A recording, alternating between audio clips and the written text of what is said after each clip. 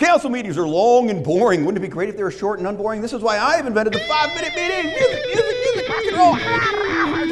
You know, believe me, it's going to be great. Okay, hey, Ashland City Council meeting of August 2nd. This guy started off with the announcement that in 1982, Ashland declared the city a nuclear-free zone, and on August 6th and 22nd are Hiroshima and Nagasaki days, and there will be remembrances for that. And then the emergency fire apparatus procurement.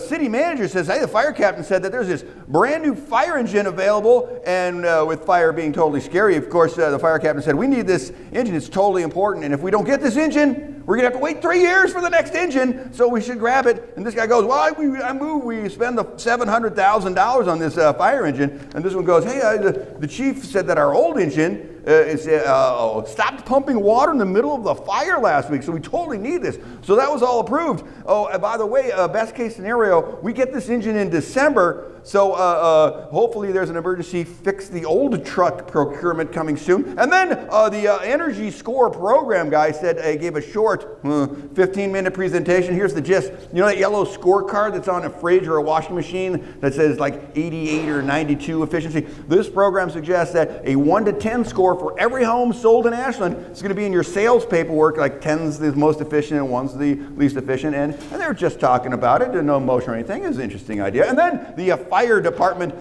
just presentation, their general one, and the chief says, the California fire, it's not a threat at the moment, and we aren't going to over-nixle the community. And then the chief rattled on a bunch of stats about population and firefighter employment, and the 71% of all responses are for medical, and 18% are for fire, and every fire engine is supposed to show up in 4 minutes, hopefully with 16 firefighters there. And during red flag stuff, they've used state grants for temporary employees. That's State Bill 762. They love 762. They love it. And the wildfire management guy says we do fire resilience, thinning, we remove beetle-killed pines from Wagner Creek up to Siskiyou Peak. And the fireadaptedashland.org is their super special website. And I'm not going to lie, it's a pretty good website compared to the cities, which is garbage. And if the web designer that did theirs would do the cities, we would help out. And then he also said that State Bill 762 may have some grant money for us next year. And this one goes, hey, 71% of our responses are for medical. Maybe we should outsource that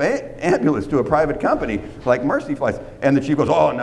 Firefighters do way more than just medical stuff, and private ambulances are slow and unreliable. And then, oh shoot, I don't even have her here. This one, she's got a secret crush on me. You know who she is. She says, are medical responses slower recently? And then the chief said, oh, everything is slower because people are sicker and gaming the system. COVID, monkeypox. People think by calling an ambulance, that will help them cut the line at the hospital. That's bananas. And then the wildfire guy says, the FEMA is giving Ashland Fire $3 million and one employee to deal with some home updates. And then the mayor said, hey, back to that fire engine thing, we're not going to have to anticipate these expenses better from now on, not just last minute, like, we need $700,000. And the chief said, oh, yeah, totally. We might even get grants for the next 2 trucks. Senate Bill 762. That's right. And then this guy goes, hey, back to the, this guy says, back to the fire budget. You guys get so much money. And then the fire guys go, this is the fire guy said, your numbers are off. And this guy goes, and these guys fight for a little bit. They argue, they fight, they argue, and they disagree. And then this will go, so what's terrible about outsourcing ambulances? And the chief goes, well, you can't just decide to pick Mercy Flights. Any terrible ambulance company out there could come to the city. And he listed off a bunch of janky sounding companies, and that was just the end of that. And then police summary, the public forum, a woman said, the social equity and racial justice lady, she said the police chief is awesome. And we only disagree that maybe racial stops aren't always completely cool. And then she said, these are all our stats for the year, and some things are up a little bit, and some things are down a little bit. And then Croman Mill, get ready. The planning department thought they were making a presentation about Croman Mill, and you guys start up talking about all sorts of history and stuff. And then he said, the cleanup was initially going to be 2 to 3 years in 2012. And there are charts and photographs, I guess. None of us in the public got to see it because we're dumb, obviously. However, the meat of the presentation in 2020, the planning department denied a permit for the Croman company to continue importing materials because they had been bringing in and just piling up construction debris all over the valley for 8 years. And so the Target Climate claimed that they are monitoring and working with the Croman company since 2020. to make sure that these guys were just cleaning things up. And then this guy, whoo, doggies, this was his moment right here. He says, hey, these guys were running a huge commercial materials processing business within the city of Ashland for years without any permits. How did that happen? And the planning guys all went, and he said, your report said starting in 2020, no more soil processing at the site. And I talked to a truck driver today who said all he does all day long is haul processed soil off that site for sale. Are you monitoring anything? And they went, and the planning guy said, let me quickly throw my assistant under the bus. And so the assistant went, we're getting those truck logs next week. And this guy goes, I drove there today, got on all this info. Why is there no enforcement? And why can I just walk out there and get all this info in one day and you can't? And then the planning guy goes, let me throw both of my assistants under the trip bus for this one. And the first assistant went, there's that one hole, and so we've been water monitoring that for sure. And the assistant two said, there's so much debris 30 feet deep, and it's it's really tough for those guys. And so then this guy goes, hey, all BS aside, how long is this going to take to clean up here? And planning guy goes, wow, oof, boy, that's absolutely no way to know. One guy told us 2 to 3 years, and this guy goes, well, time's up this meeting. You're lucky. I make a motion that you bring the rest of this information back to the next meeting. Truck logs, proof of enforcement, all of it.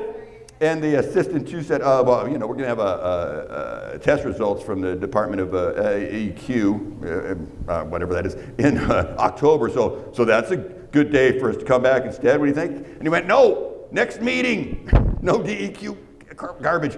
And then this one goes, oh boy, he's on it. What he said. So there you go. That's the deal. What about this? We'll vote on the motion. All approved. Woo! And then the city manager is reading the second reading of the food and beverage tax. 25% goes to parks, 75% goes to the city, and it's extended until 2040.